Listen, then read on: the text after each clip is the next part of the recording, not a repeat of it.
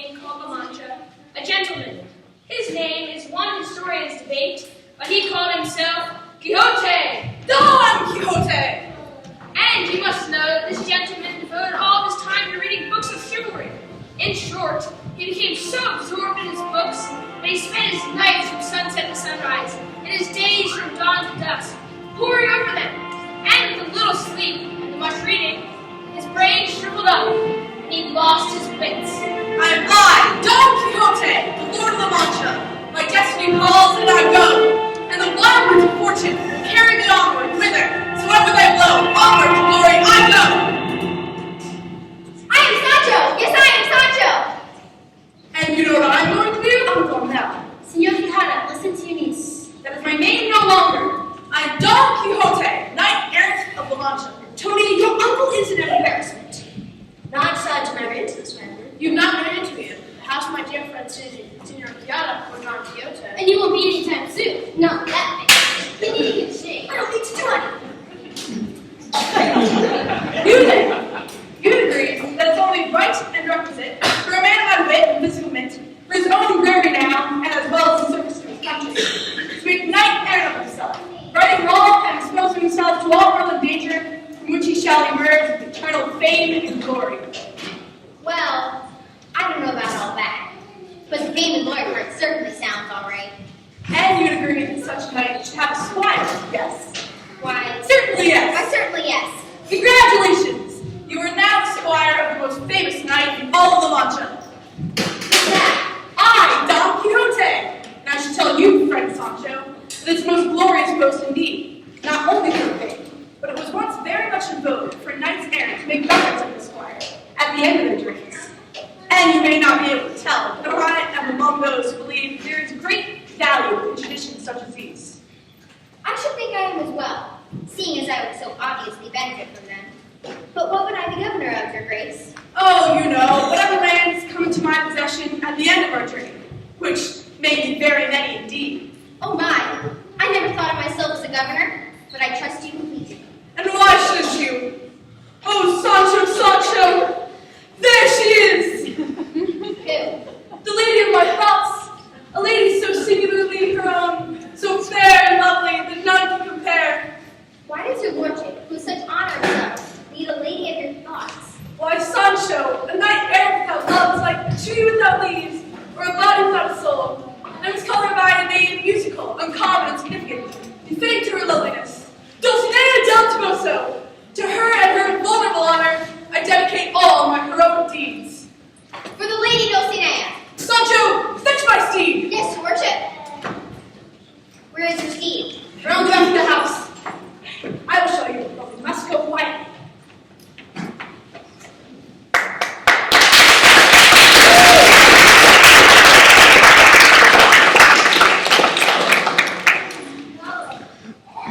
What did I tell you? This is where all these ideas of knight errantry and other foolishness have come from.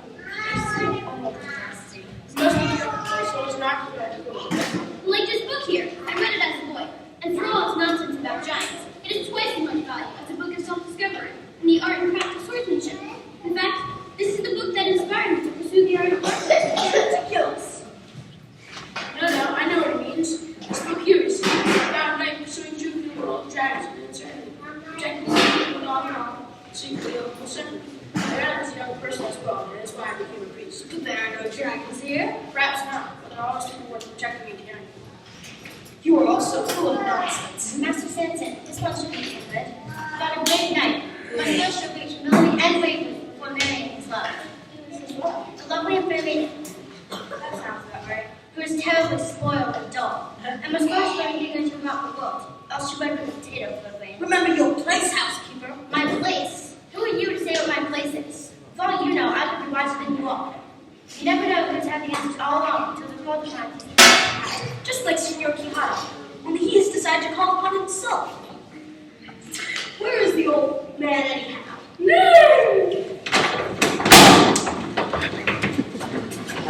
All right, Rocinante and Oh, Dapple. Dapple, onward!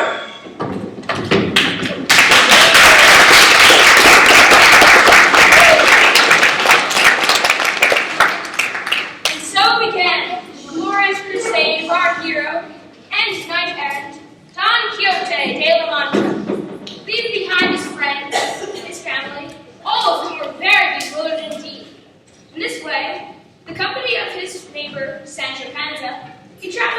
countryside, eventually coming to a small inn, which he was quite sure was a castle.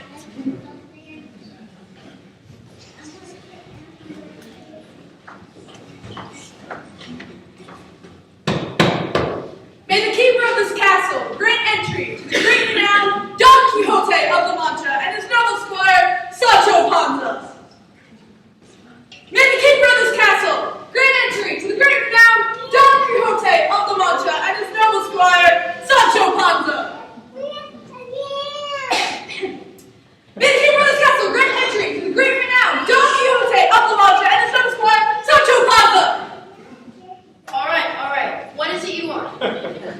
My master and I had a long day of Knight errantry. yes, of course, night errantry, and we are looking for some place to rest ourselves and to eat.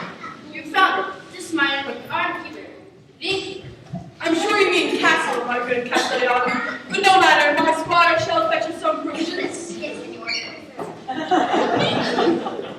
Truthfully, though, there is another matter for which I request your assistance. Should you feel compelled to grant it. compelled. What? Oh, yes, of course. What does he want, sir? Don Quixote, knight errant. Though the second part is what I'm asking for. You see, I have not been knighted as of yet. And seeing as you are the lord of this castle, you have the power to knight me.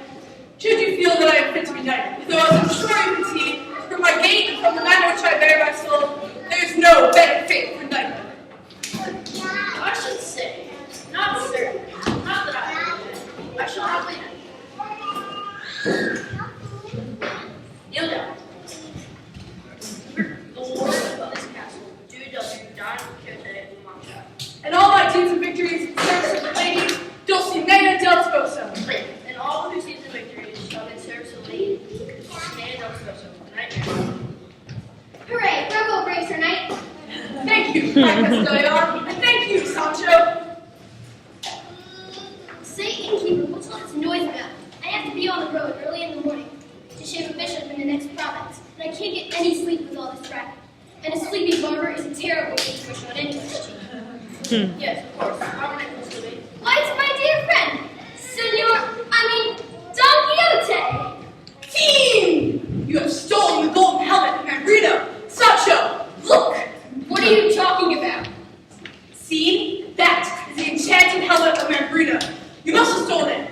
Or perhaps got it from the thief, not knowing better. No. I'm a barber. Remember? This is my wash basin. What would a barber want with a golden helmet? Exactly.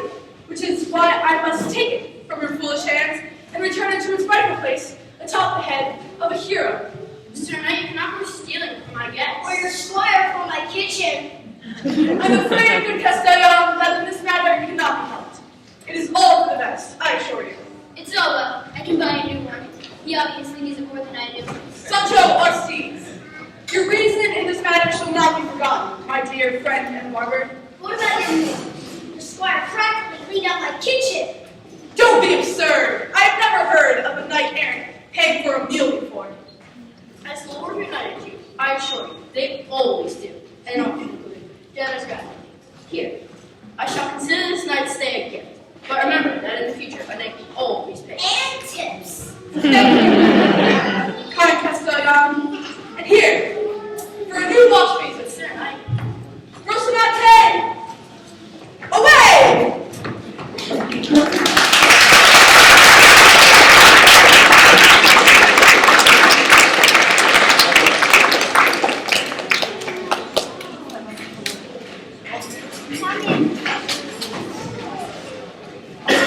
Sancho!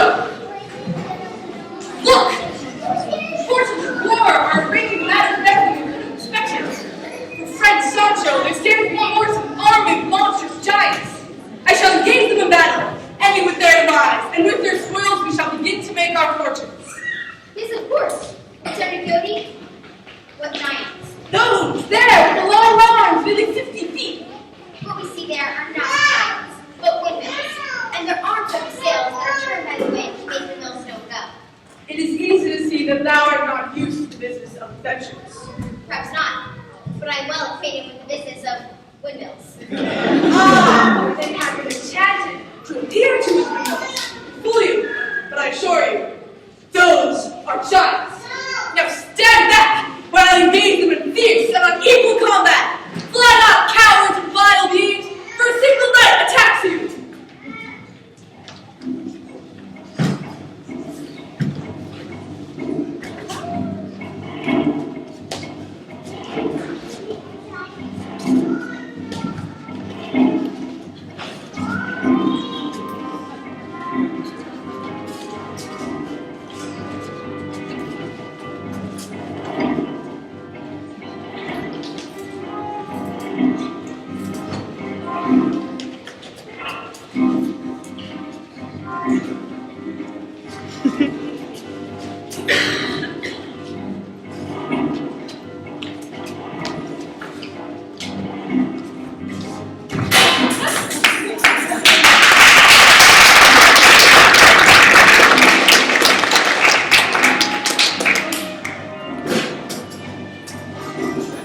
Hush,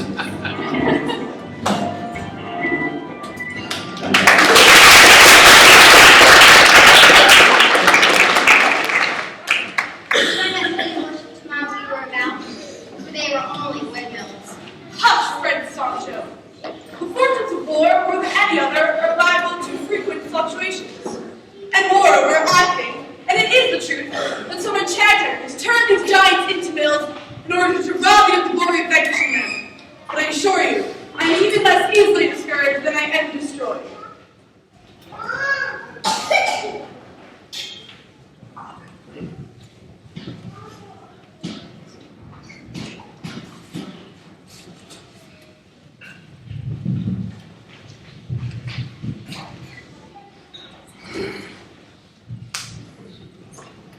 You would only listen to me, but not have been hurt. Come on, Sancho. This is how adventures are. They were only windmills. Sancho, there are things that can turn windmills into giants, or giants into windmills. See, magical things. And... Oh, Sancho! Look! These mourners think that I perished in my late battle.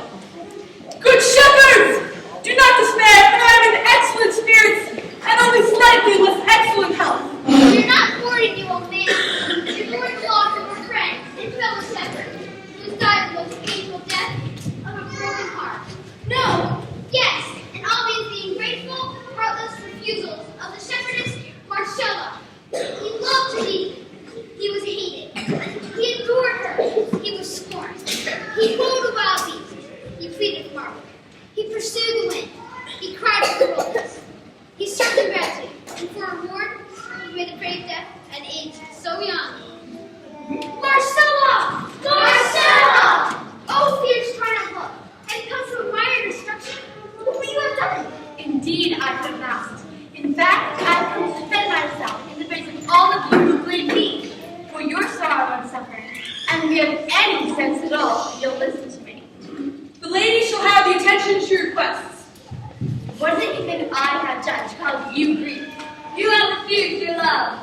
But then your injury is based on your own imagining that I am duty bound to express my love to you. True love cannot be compelled or imposed. Why would you have me bend my will by force? For no other reason than that to say you are in love with me. How can you ask us to be reasonable in the face of our Oh, what can you be jealous? I pass my time in all of your company, not being unkind nor uncaring. But you ask of me more than I have a wish to share in my affection. I hate none of you, but my taste is for freedom, so that I may live where I pass my days in the fields. I am content with God, and my thought farther is to contemplate the heavens and the journey of the soul, and not in the way that I might cater to your wishes. Well, that just makes you even more beautiful. That is what you do not understand. Beauty is like fire or sharp swords. It will not hurt you if you respect it. My beauty was no choice of mine, but a gift from heaven.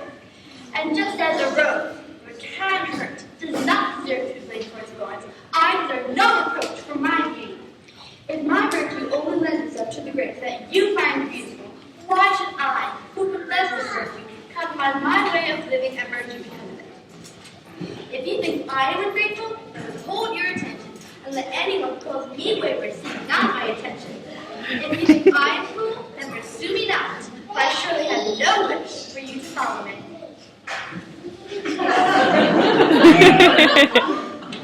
Good day, gentlemen.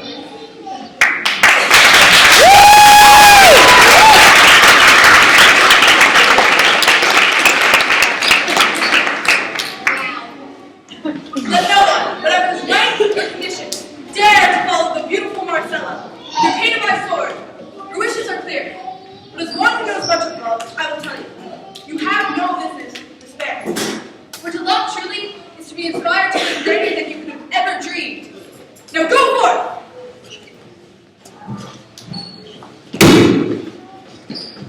I say, Sancho, who are these men? She is criminal. On the way to be punished by one of the monsters. I see. Nevertheless, I should like to hear from each one of them separately their reason for misfortune. Halt! I demand to hear the cries of these men.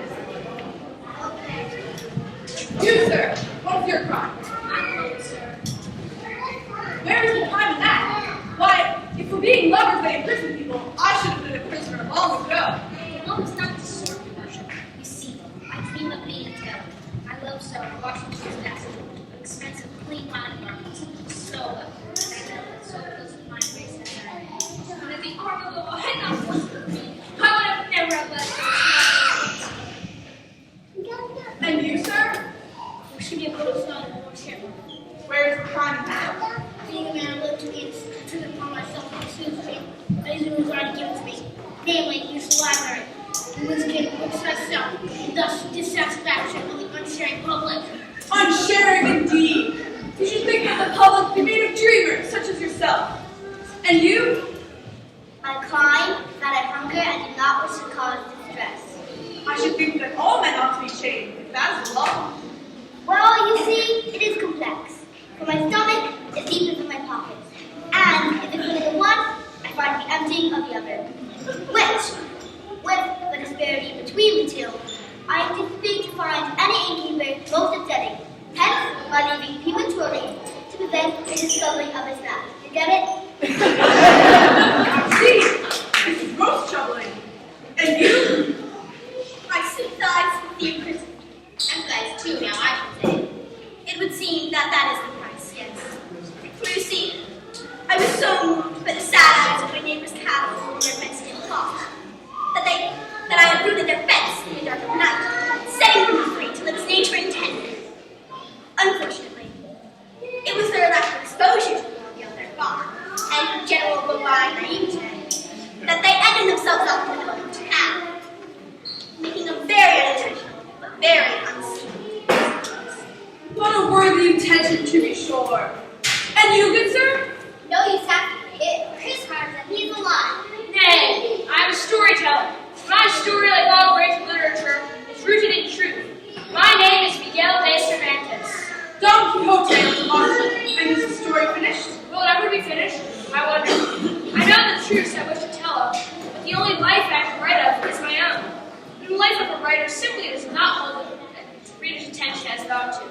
Courageous acts with the pen are not particularly striking to the eye, not to mention all the time reserved for writing, since I was last in prison. And you have been there before? Yes, in the service of God and the King, I have been there before now for 4 years, and it is no great grievance to me to go back. There I shall have the time to finish my book, and in the prison of Spain, there is more than enough leisure. You seem a clever fellow, Senor Cervantes. And an unfortunate one, for misfortune always persecutes good wit. Ah, but not today! I've been so moved by your tales of misfortune that I've decided to demand your release. You can't do that. He will certainly hang. I demand you release these men. I told you we would. Absolutely not. Why would you do that? Then you leave me no choice.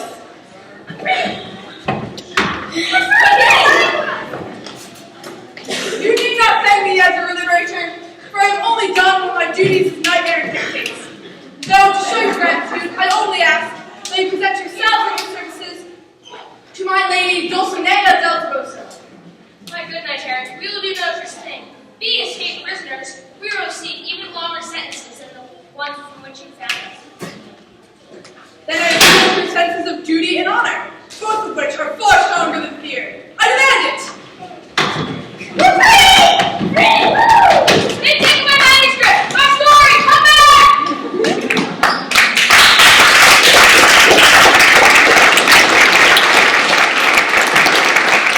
You see, Sancho, that with the endless glory of knight-errantry, there comes the occasional defeat. I'm beginning to wonder whether it is the glory that is endless or that a key. Ah, the key to that is to keep defeat short-lived. Failure does not exist to those who do not give up. Anyway, if our possessions were the price of their dreams, it should be one that we are more than willing to pay. But they were artists' misdirection. Their tales were only an act. Perhaps an act two, and perhaps not the best way to achieve anything. But we can hope that they are that much closer to the lives that feel they ought to live because of it. We all have our crusades. And there seems is another. If you're judging by the cause of the distance, there must be two of them. I say, Sancho, this may be the most epic battle in the history of knighthood. Both sides like great heroes of war. What are we to do, senor? Give aid and assistance to those who need it. And which is that? Well, it's difficult to tell. They each seem equally natural strength, and although their ideals disagree, they have each the same ratio of veracity to corruption. We must choose carefully. I will plunge into the thick with my eyes closed and trust my destiny. Fortunately, they both make such a clamor of swords and trumpets that I shan't be caught totally unawares. Listen, Sancho. I hear only the scream bleating of sheep. That is the sound of fear. It corrupts the senses. Now stand back!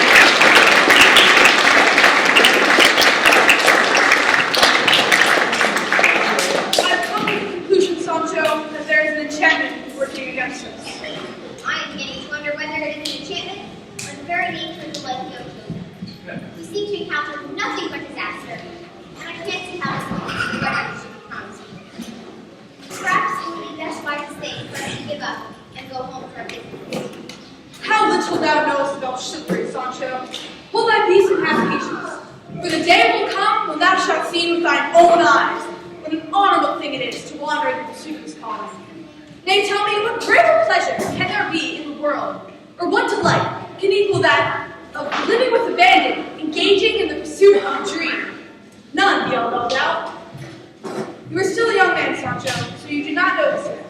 But before one reaches old age, one must roam the world uncertain, as if on probation, and seek adventure. Friend! Sancho, I don't believe this man. Something awful. I should look her at her. Don't fear that, for it is the same thing I long and stricken with. That is the soul of love.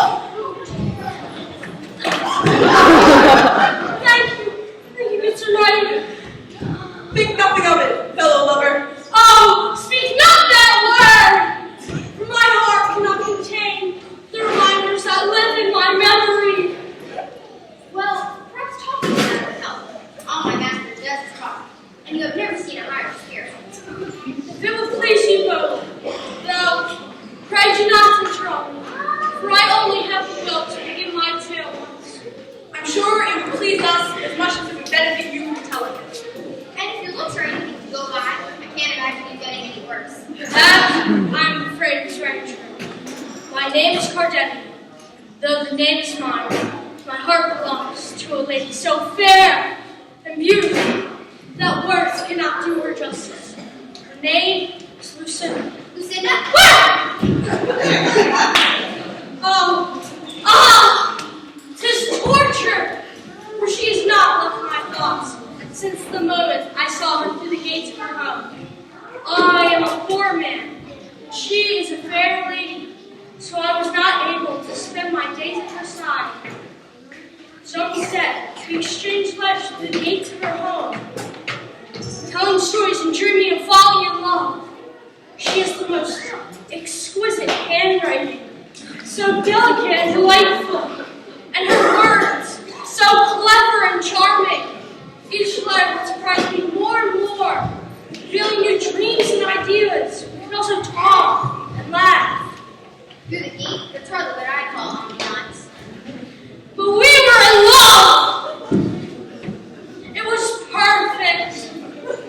Until one day, when I was waiting for her at the gate of her home to come down, I saw a letter that was not of my own slip through the gate. I picked it up and soared through my heart! How? It's a metaphor! It was a letter written to Lucinda about her grace, beauty, and charms. But it was written by the nobleman Don Fernando, the most wealthy and powerful man in all the province. And I knew I could never compare to him the luxuries that Don Fernando has tenfold. I am a poor man, but I want Lucinda to have everything that she could want. So I retreated to the wilderness, tearing myself from her company, though she is all I can think about. So here I lament my loved one's state, reading poetry of her loveliness to the trees. Senor Cardenio, I have the utmost respect for your course of action. Thank you, Sir. To be forlorn in love is a great lot indeed. I shall join you in it, and will dedicate half my laments to my Lucinda, and half to your Lucinda. For love, even love born by another heart, cannot be divided or lessened, but only exponentiates. And to repay you, I will still say, though I am a poor man in every other manner, I am a prince of wealth and poetry of the loved one. I do not doubt it. Sancho, commit my intentions and acts of love to me, and report them to the lady Dulcinea del Toboso. Yes, of course. Though I'm not entirely sure I know who she is. Of course you do. She is none other than Aldonza Lorenzo, daughter of Lorenzo, the farmer in Altoboso. Aldonza? Why, I know her well. And let me tell you, she can fling a crowbar as far as the most strapping lad in all the town. You're of all good. She is a brave lass. And what a voice! Now let me tell you, one day she posted herself atop of the belfry of the village to call some laborers in from the plow field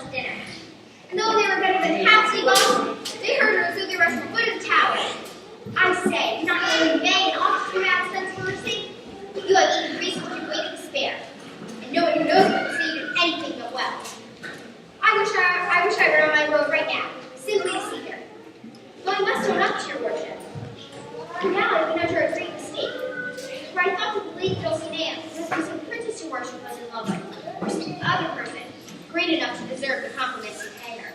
And who could be more deserving? Sancho, I am surprised at you. She is as much herself as any princess.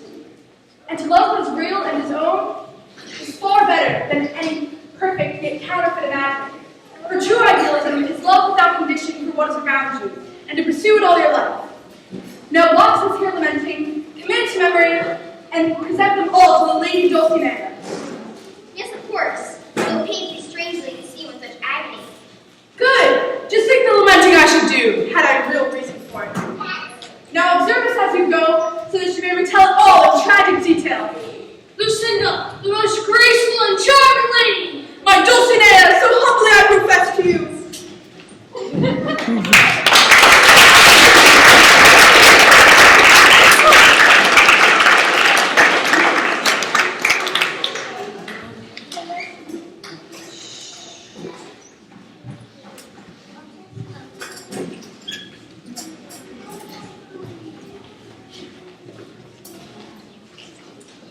By the hairs on his chin, I swear to you, that's what he said. And my old dog's face was so sort of golden helmet. And we don't expect it. We're so terribly calm. Really is so. It sounds very odd. Well, I think hush. I wasn't finished the story yet. And then, Sancho Panza, can it be? good Sancho, tell me, what is my from a madman when he left the Mancha? Don't worry, nobody worry, he's dead. No, not dead. In fact, he's quite thoroughly alive. I'll be going back to see him as soon as I deliver his messages to the Lady Dulcinea. To whom? There is no fitting in this region, and the greatest landowner is Senor Quixote himself, for out of his dilapidated farm. And he is certainly no lord. Ah, well, you see, that is just what he calls her. He was referring to the lady of his thoughts. The name you would know, however, is Don Lorenzo, the farm girl in El Toboso. Count This is truly madness. It must end now. We'll need a ploy to convince him to come here. Oh no, my master will not come back here. His duties are bound to his vocation as a knight errant. And what does that entail? Why, he must be aided and assisted those who need it. Live fearlessly and love without question or condition. To dream the impossible dream. Then only a glorious quest will bring him home. Nothing less. No, I must be on my way to find the Lady Dulcinea. Then we must make our cause out to be just that. That's ridiculous. And that's exactly what we need. We'll need a princess. Oh, I can do that. Certainly not.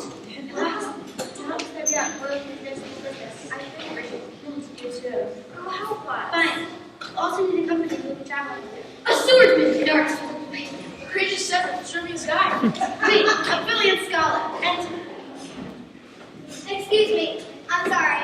I'm afraid I'm a bit lost. A servant. Oh, great. You really think so? Why shouldn't we? Well, you see, I'm not really a servant. I'm the governor's daughter. I changed my clothes and I didn't notice. I'm looking for someone. Well, yes, though he's not mine. Then why go looking for one? There's been a rather unfortunate series of events. You see, I am in love with John Fernando, and he, unfortunately, he is a poet and a distraction one to doubt. Once I had agreed to marry him, he became so overwhelmed with his looks poetic that he began to write letters and poems of love and beauty to everything, from the sunrise to the wandering captain. He sounds like a fool. He is, and a wonderful fool indeed. I love him all the more for his poetry and foolishness. There was a trouble in your age. One of his poems he delivered to a sweet and beautiful maiden. One already very much in love with another. All she knows is that she came to wait for her love at the gate, found my Don Fernando's home instead, and her love never came. Now she is tragically loved, and Don Fernando said she cannot marry me while she cries, and she said she will cry as long as she loves. How do you intend to find her? I am well versed on the books of chivalry, and having conducted with him, have not. That he must have seen the letter and feared that because it came from Don Fernando, who is so well known for his distinction, that as a poor man he could not offer the lady more. And in that tragedy, he must have condemned himself into the wilderness. And so I am after him, so that his lady might stop crying that I can marry him. I think that's brilliant. Well, though you're no real servant, admittedly while you're playing a bit of charade, would you help us by playing the servant? See, my uncle believes himself to be a knight errant, and we are looking to return home to us. Our party is moving through the wilderness, where we believe he is now. The city's alarming hunt is called to a great quest, like wrestling and Giants! Dragons! Exactly. And we'll just need a dress for us.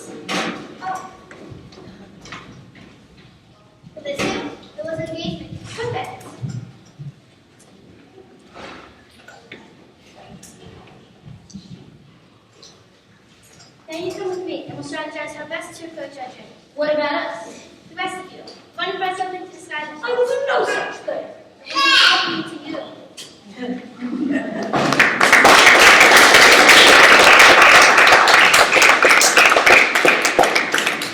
I am my uncle. He's my family. I'm beginning to know that it's not just your uncle that's familiar. I'm saturated with this book. I know everything there was to know about you. It's sweet. Perhaps I'm more than that. Perhaps all I need was a chance to find out. And maybe this plan to rescue my uncle is it. It's the housekeeper's plan. Perhaps she is more than she thinks. I will wait for you on.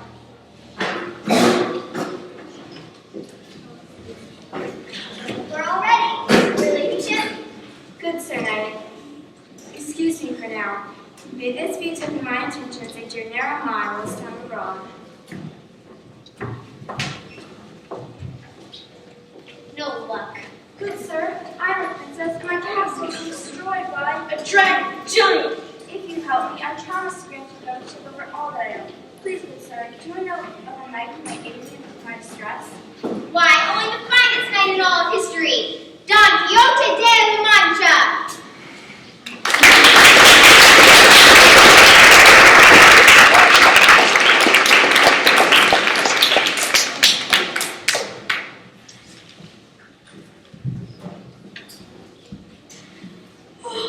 Dulcinea.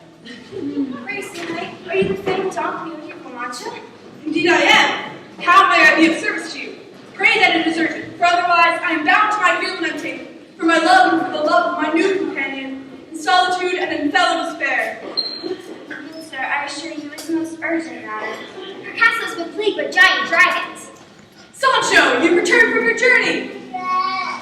You said you were the only knight brave enough to assist me and brought us to you promptly. I beseech you to aid me in my distress and slay the dragon which has caused so much destruction. And he is entirely correct. My dear Cardenio, this fair princess here has found herself under pursuit by some monster of mysterious and terrible nature. I believe her party may have been followed here. You wait here with them while I waylay any of the servants. But master, you, what is your name? Cardenio, the deeply lamented. That's quite a name. It's quite a life. Yes, but are you the beloved of the lady who said that?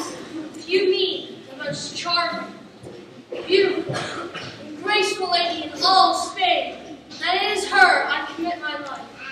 Though, to be her beloved is something I could never ask for. But it need not be this way. I know you. At least I know your circumstances and better than you do. You are Lucinda's lover, but you left her. Why?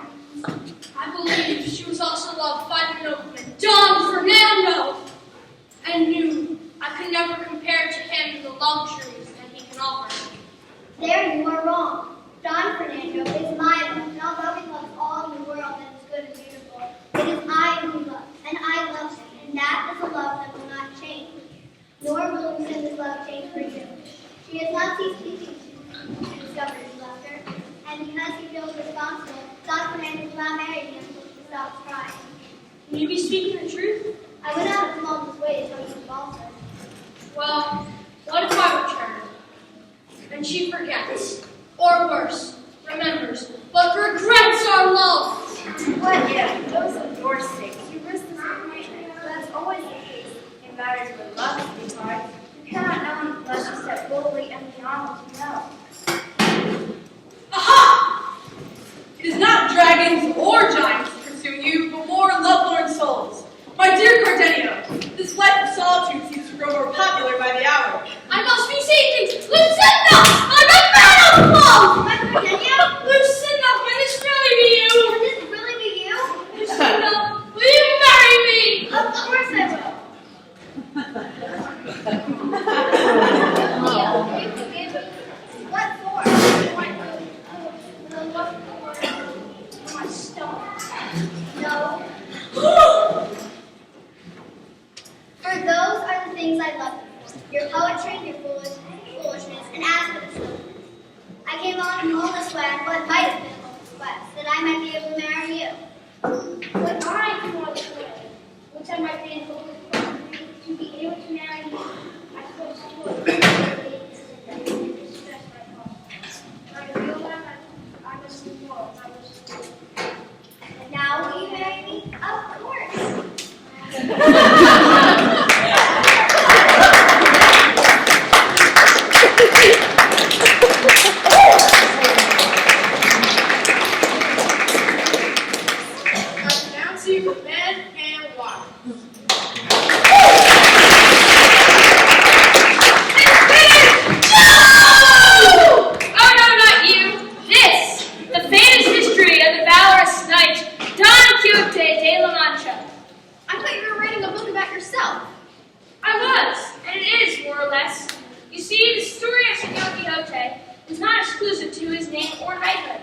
It is a story for all who love, and either better or foolish for it. How do you mean?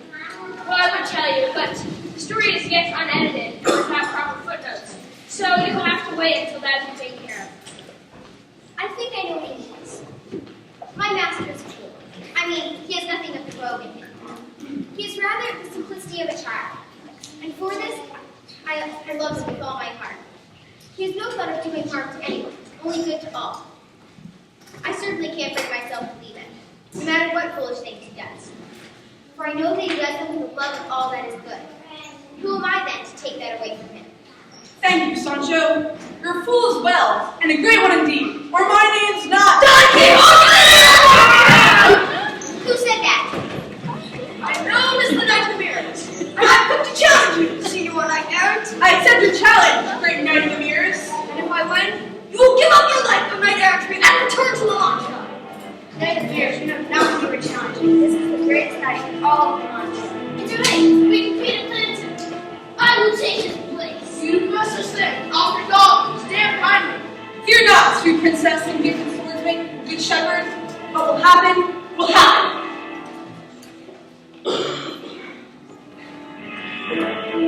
But you are my friend. Sancho, you will always be my friend.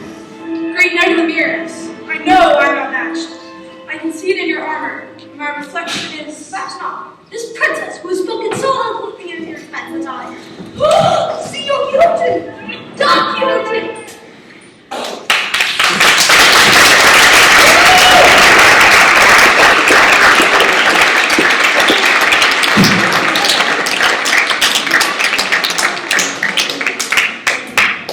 Sancho? You're awake, good Sir Knight. No, Sancho, I know who I am. I'm Alonso Quixote. Two more great men. I know them. I read the story of a great knight that Antonio gave you. And I came to realize that to live a life greater than your own is the greatest life there is. And that's the life you lead. I think that's your own. Bold. Perhaps so you do. In fact, all of us are your friends and family. I'm sorry, we tried to fool you. I know. I knew it all along. Who else could be so artful with a blade of steel, or so protecting and wise? And who but my niece could prove to be such a convincing princess? My lord, it was not a gift. Of course. Who but a great mind like yours could create such an elaborate scheme? And who but my future nephew-in-law could prove to be such a bold knight? I am tired now, though. You must give me a moment. Oh, Sancho, why are you? I have caused only trouble and unrest. What was the war? Life governed by principle and not practicality? You see, it is because of you we have all learned to live. It is of Don Quixote who were to learn better to love, and I to be a better friend. Even Santa, when we all left, began to read your books of knighthood. And out of love for Angelorum, he was happy. He and knight was as foolish as himself.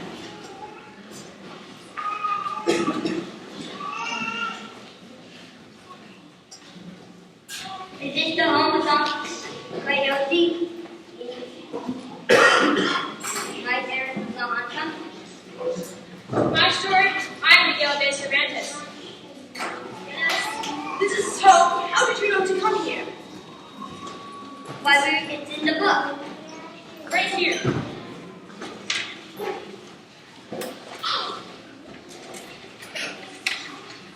The Duke and the Duchess of a nearby province who have heard of the great deeds of our hero and knight come across him and his noble squire and present Sancho Panza with a governmentship.